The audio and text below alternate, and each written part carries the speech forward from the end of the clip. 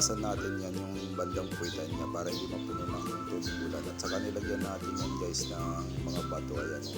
Ayan, ang lakas ng kalansi. Ayan, 2 piraso guys.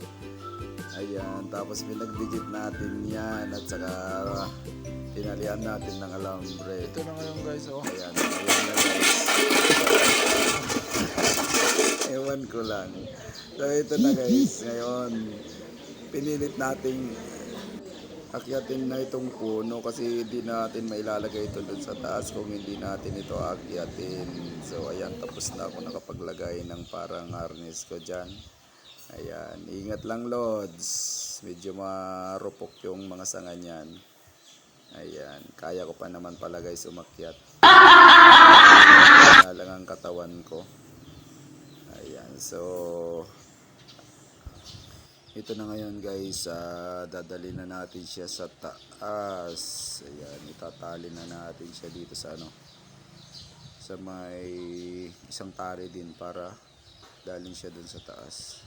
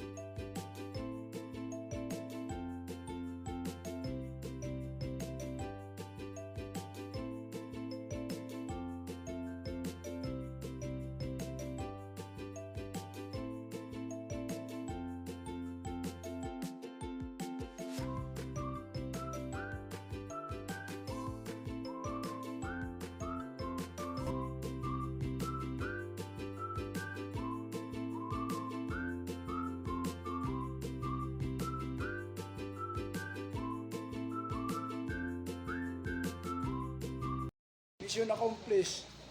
Oh. Diba?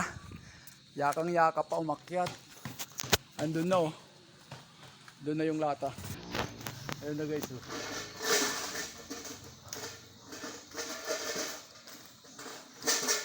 Hello. Kaaringasa. Ayan, sana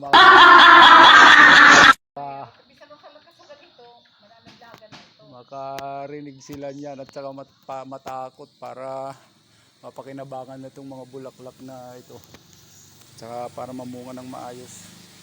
Yan, na inuubos lang nila pero halos 100 yung dumadapo dito ng mga ibon na kulay itim. Ayan o.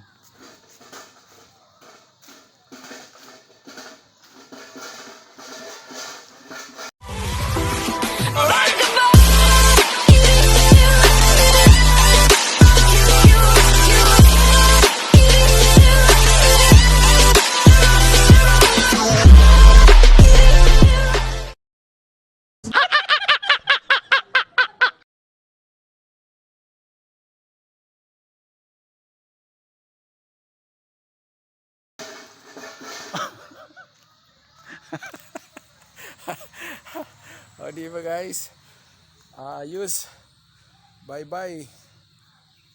Yan ang nagawa ko ngayong araw dito sa probinsya.